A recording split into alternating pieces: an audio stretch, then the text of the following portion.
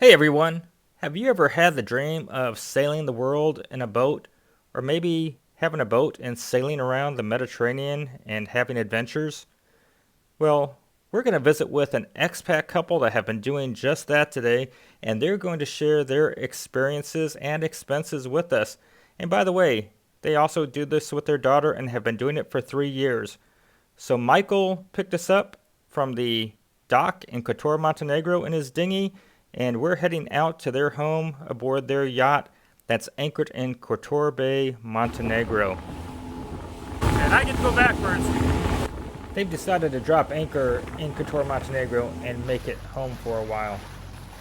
Michael and his wife Deidre have decided to start a yacht charter business here in Kotor Montenegro. So if you want to go out on this yacht, stick around near the end for all of the details.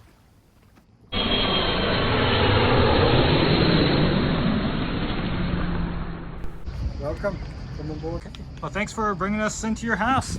You guys want to show us around your home and show everybody where you're living? Sure. Yes, for sure. Fire. This is a saloon area. Oh, wow, this is nice. So you've got a lot of seating in here. Really nice and comfortable. You can also, these also open up. Even say if you've got guests outside and you dine outside, somebody can also sit inside, which is nice. Yeah. We've got a lot of seating area. Very nice. And then you've got the TV over here. TV, we've got satellite TV as well. Lots of storage space, which comes in very handy.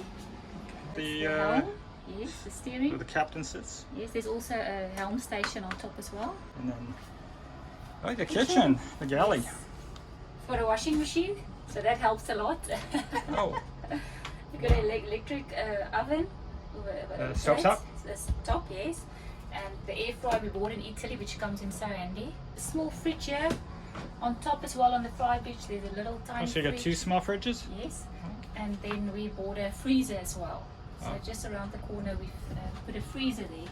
Oh, is this the, here it is right here. And then going, There's a little, like a study area. We usually do your chart works. We do homeschooling, so Megan sits here. The first cabin is your skipper's cabin, or the captain's cabin. Skipper. okay. Tiny, so it's just for the skipper. And would this be your home here? Yes, the master bedroom. Very, very nice. And then you've got the shower that side as well.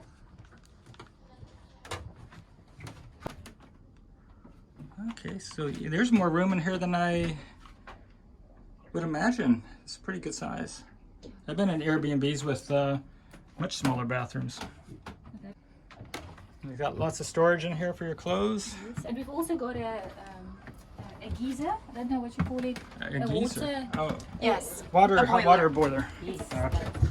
Now if you come down here, there's 2 bedrooms. It's 2 single beds, 2 single beds. And there's a bathroom in here too. Yes. Oh, the word is so beautiful. So this bathroom's got his own, this bedroom's got his own bathroom, and this one as well. Bedroom with the bathroom. So there's actually a door in between here that connects this bathroom. Yes. Oh, wow. So it comes in. And there's the other room. This is nice. And there's aircon also throughout the boat, and every cabin can set their own settings. And you got storage down below the beds. And below these, yeah, all over. Very nice. And there's the 3rd bathroom. Okay. And this is like the wet bath because you got the shower in here. Yes, yeah, both these bathrooms are like a showerlet, so it's wet. Okay.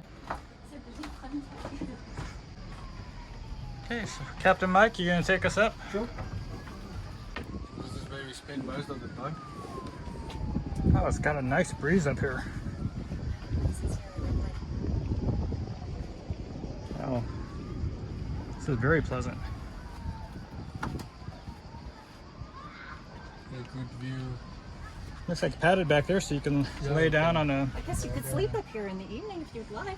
Yeah, if we're doing overnight passages, I'll normally sleep there when they do at watch. Ah, so you do overnight charters. Yeah, well, no, when we're sailing overnight, Ah, we don't stop. so she also captains the boat. Wow. Hey everybody, so we are so ecstatic to be hanging out with Michael and Deidre here on their yacht, and they've got such an exciting life that they're going to share with us and tell you about. And so I guess let's go ahead and talk a little bit about your background. You're from South Africa. What inspired you to live this life of travel with your daughter Megan? We were in the rat race for about 20 years running our own business, and we at some point just decided no, we wanted to do something else, and came up with sailing, and we bought our first sailing boat and start sailing. It's now 3 years that we've been sailing. So this obviously doesn't happen without any kind of planning. If somebody wanted to jump into this lifestyle, whether it's just as a couple or a family, what would need to happen for them? If somebody had never been a skipper of a boat, what type of training, how long would it take? And economically, if you don't mind sharing, what type of expectations would people have to buy a boat? And then once they had a boat, what is the type of upkeep expenses, and as you travel going to ports, what is the financials behind here to have this dream lifestyle for a lot of people? You definitely need to do some boating courses and learn to be a proper skipper and learn the rules of the road, so to say. And once you've done that, if you don't own a boat, get friends that do, and go and actually sail. Don't think you're going to just get on it and cross oceans and sail, but go and experience it in rough days and in good days and everything. Experience all conditions. Learn what happens if the wind blows over 50 knots out in the ocean, and experience it, so that when you're there with your family, don't then all of a sudden get a fright and say, oh, this is not for us. And you've already purchased the boat, and yeah, so definitely go and sail, get the experience, and once you feel comfortable to cross the ocean, and do day trips or weekend trips, go close by and go and anchor in bays wherever, and experience that.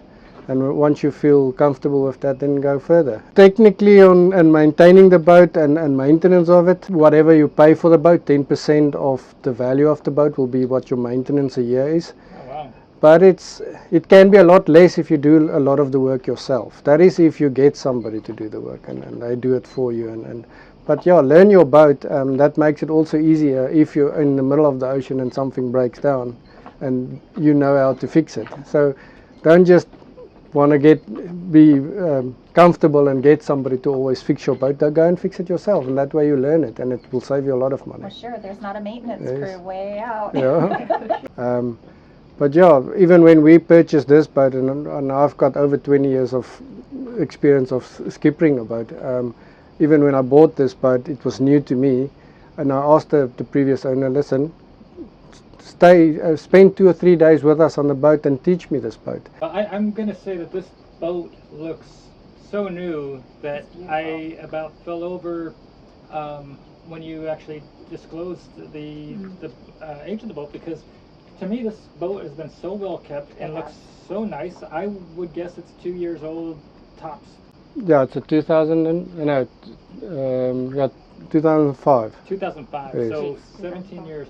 And so this is a magnificent condition. I would never have guessed that it would be a 17-year-old boat. So if you're coming on this boat, rest assured this is a really nice, high quality yacht. And I guess if somebody were wanting to live this lifestyle and buy a yacht to travel on, it's going to have a range between, if you're buying something brand new that's a 2022, or somebody's buying a 1998 yacht. If somebody was looking for a boat that was in good condition, and let's say a range, if somebody were to buy one that's going to be 20 plus years old versus brand new, what kind of range for a boat in this condition? Well, this boat cost us about $250,000, so it's and that's more or less the range that you will pay for a boat in this condition. Really? I feel like that's a steal. It is cheap, and the same boat new model will probably be around $2 to $3 million. I was So going to say that's about 10%. yes, so that is. But then also, we've never owned a boat and sold it and not and actually lost money. But we always kept our hands on the boat and always maintain it and make sure it's always in a good condition and serviced it and so on. So I think maintenance is a big part of keeping the value of the boat. And when you're buying a boat, it should be something that should be on the top of your list before buying a boat. Make sure that it's been maintained and who maintained it and in what way.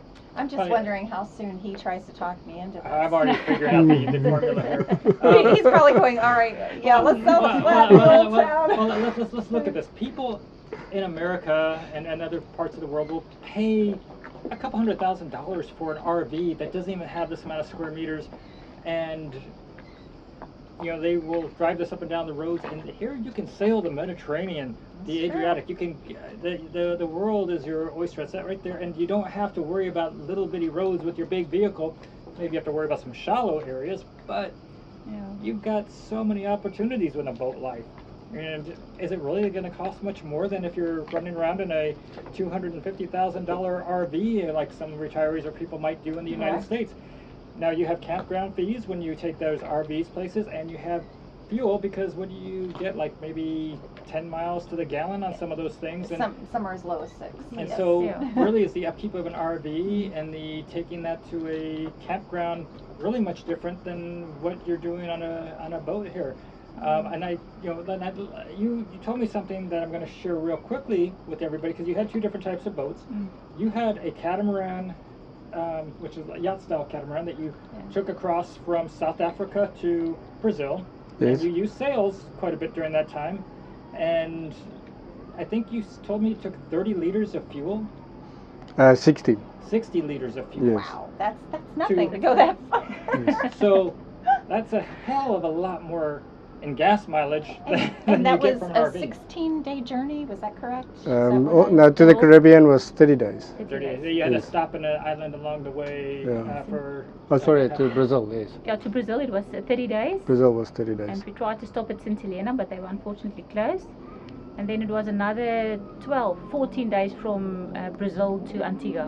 Which is about midway up the Caribbean islands. So if you know how to use the wind, it's and some of those catamarans are very, very nice. They're just like yachts in their own right. Yes. So this boat here, if you were to go and take it on your 4-hour cruise with going nonstop, which would take you over to the far side of Boca Bay and back, and what would you imagine in liters you would be using in fuel for that round trip journey? From here to the entrance of Boca Bay all the way up to Mamula Island and back, we will use about 100 liters of diesel. About 100 liters of diesel?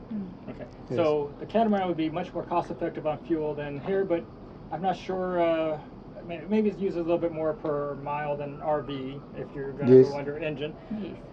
But let's talk about your fees. So you are anchored here in Montenegro, Yes. and this is your home, and you're starting your business here. So you are getting basically a residency, so you don't have to. You can leave obviously on your boat. You can go and come and go as you want, but you're able to stay here full time. What does it cost to anchor your boat here, and versus like I'm looking at versus a campground? What would it cost to be here for a month? Well, for us being getting our residency at the moment, it costs us nothing. There's no taxes to be paid. But if you don't have residency and you're only visiting, it will cost you around 200 euros in cruising tax per month. 200 euros a month to park your boat here? Yes. And then that they determine by the length of the boat. So if it's a smaller boat, it will be less, and if it's a bigger boat, it will be more. So now you had mentioned like when you were in the Bahamas, it was like $50 a month to park your boat there. Yes, in the Caribbean, Caribbean. most of the islands are around $50 cruising tax per month. So is that kind of just dropping your anchor and not actually going into a slip, I'm assuming? That's correct. Yes. And people are gonna want to know as well about your water situation. I found it quite fascinating. I'm thinking you're going to have to be doing all kinds of hooking up somewhere to be able to get your fresh water tank and to take your showers and to have your toilet and all this stuff. But you've got a pretty high efficient water system here that is filtering the ocean? Yes. Ocean water. Yeah, so it's a desalinating plant, so it takes normal seawater and cleans it up, and it's drinking water. And, So was the water I was drinking a little while ago from your... that's definitely from that, yes. Wow, that was good water. Yeah. I would have never guessed in 100 years. Yeah. So it's not just for showering or flushing your toilet. You can drink this. Yes, for sure. Yeah. It's very clean. Yeah, It's it's actually actually too too clean. clean. We run it to another system to put new Minerals back back into the water because it's actually cleaning it too much. Yeah. Wow. Yeah, our water maker makes about 70 liters an hour. Yes. So you're not going to die of thirst. And with that we use for showering, washing, cleaning, everything. Electricity. How do you maintain all of the electric here to continue to take care of your computers, your tablets, and all of your electronics, and as well as your water filtration system? Yes. We got a 16 kilowatt generator on board that will run for roughly 2 hours to 3 hours a day. And while it's running, they will normally do the washing, and all the stuff that draws a lot of electricity. We'll do that, making hot water for showering and cooking and things like that, and run the water maker as well. And that will charge our battery bank, which is a 800 amp hour battery bank, and that will last us the rest of the day. So you have a need for fuel. How large of a tank is your fuel tank on this boat? It's a 3,000 liter diesel tank. Yeah, so that's roughly a little less than 1,000 gallons then. Yes. So you've got a pretty good investment in fuel on this boat. So if you had a full tank and you decided you're going to just hit the water and go, and you left Montenegro, how far would you be able to go? If we do a constant speed of about 8 knots, we will have a range of about 3,000 nautical miles. Now he can probably get to the edge of the Mediterranean or towards Spain, I would think, with that. If you leave from Gibraltar, you'll probably make the Caribbean islands. But that would be quite the adventure to be able to go from port to port. And I don't know how to do sails, so I think if I did a boat, I'm going to be doing something like this. Sounds like a catamaran would definitely get you there a lot less expensively if you were able to know how to put the sails up. So as far as your expenses here in Montenegro, how long have you been here? We've been here full time for 3 months now. Almost 3 months, yes. Yes, and we spend a month in January, the month of January as well. What do you feel like your budget has been here in Montenegro as far as your expenses for your food and restaurants and entertainment? If somebody were to throw anchor here and say, we're going to hang out in Montenegro, this is a great place to take our yacht or to take our boat, and they want to buy food at the shore and feed themselves or their family, what's your experience looking like? I think we're spending plus minus 1,000 euros a month. Yeah, that's without fuel. No fuel. That's food and wonderful. yes. So that's food and drinks, and we entertain a lot, and yes. So yes, while we're here, we're going to start. We started the charter business, and just for this summer, for this season, we're going to do a few charters. So we've started with that, full Monte yacht charters. And so with your full Monte yacht charters, you have a Facebook site basically. Yes. So that's your main form of advertising, I guess, at this point, is via Facebook. But people can also contact you on WhatsApp. Yes, yes, they can. So we'll put your WhatsApp and your Facebook page into the video description so that people can contact you if they would like to get together with you guys. But what kind of packages do you offer? We've got three options that we can take on board 10 people, and then it's a 4-hour cruise. 4-hour cruise. So then we go all the way out to Kotor Bay, do the Boca Bay area, up to Mamula Island and back. So you'll probably cover the whole Boca Bay for 4 hours. You get drinks included and a nice light lunch or a platter. It's like a platter meal. That's the first option. The second one is an 8-hour day cruise, also for 10 people, and we also do the whole Boca Bay. We anchor at St. Marco Island, and we have a nice braai or barbecue there. That's a South African thing, we do that. And also drinks included with salads and everything, really nice. We take out all the paddle boards and the tubes and all the water toys, and they can play at least for 2 hours there. And then we go also to Amula Island out and come all the way back. And then we also do the overnight charters, or overnight stays. So you can also book the boat for a night or two, and you can sleep on the boat, also do a barbecue. At night we'll take you out at shore for dinner. So yes, we've got the 3 options for now, and so far it's working very nicely. But obviously this is, at this point in 2022, these are the rates that are published. Not to say if you're watching this video 2 years from now, they're going to be the same rate. So please check in with them and see what's happening. Yes. You've traveled a lot with your daughter, and as far as education and schooling, what is the process and procedure right now that you have with her education? We left, I needed some curriculum form, like a structure.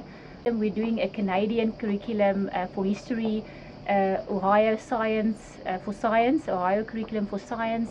We're doing the good and the beautiful language art, which is nice. So we're doing different ones, and it works. So far it works very well. She likes the homeschooling. She doesn't want to go back to school.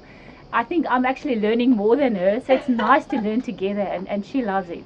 Well, you know, we see these nomad kids that are getting such a great education of not just what's in the classroom, but the world, the history, the politics. I mean, there's so many things that you learn from being out experiencing life and seeing history firsthand that you don't get when you're sitting at a classroom and watching a video or listening to a teacher talk or reading it from the book. But to experience it hands on. What we also do is when we visit a new country, like say in Italy, she'll do a task. She needs to do a presentation about Italy. So she needs to research what they eat, what is their festivals, what is the traditional dance. So that also, she's there in that moment. She's between those type of culture, and they just remember those information.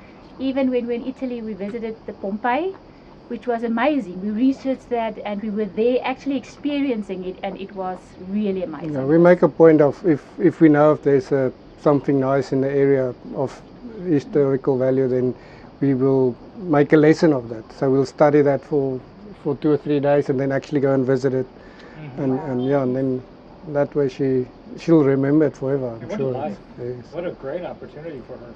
Megan is loving it. She gets to meet new friends almost every day, and she loves it out in the water. And yeah, it's a exciting and a relaxed life. We were with you the other day while Megan was getting a chance to play with her friends. I'm going to show here at Ian and Margot's home, which were in a previous video with us, and they're also from South Africa. And then we met another couple from South Africa there that's traveling with their 3 kids. So there's a pretty good South African community building here in Montenegro. I think there's about 700 people, I think is what we're hearing. Yes, that's great. So this is I guess a great place for you to drop anchor, so to speak, for a while and spend some time. Yes. Yes, for sure. We've decided Montenegro is a very safe place. There's a lot of South Africans, so we feel that we can fit in easily. Again, it's safe, so it's really nice for Megan, the freedom. So this was really a cool experience. Any words of wisdom that you would want to give to prospective families that, or even a couple that might decide that boating life is for them? Anything you'd like to share? We've heard so many stories, sad stories of people dreaming of it and waiting until they get to retirement age to actually do it, and never actually get to do it. Something happened, they get sick, and actually they never got it, or they buy the boat and have it on a dock and wait until they get retired before they actually start sailing it. And the boat gets sold before they can do it. So yeah, just do it as soon as your finances allow it, do it. Well, guys, thank you for your time today. As a reminder, everybody, Julie and I, we're traveling the world with our 2 dogs. We're trying to see what it's like to live in different countries, in different places, and we're trying to share our experiences and our expenses with you. Sometimes we'll talk to residency experts, sometimes we'll talk to expats and see what their experiences are like in different foreign lands. And we hope that you're getting value from our videos. We hope that you're going to give this video a like, that you're going to subscribe, and that you're going to join Julie and I as we continue our travels. And until next time, have a great day, everybody. Ciao. Bye-bye. Bye. Bye. Cannonball!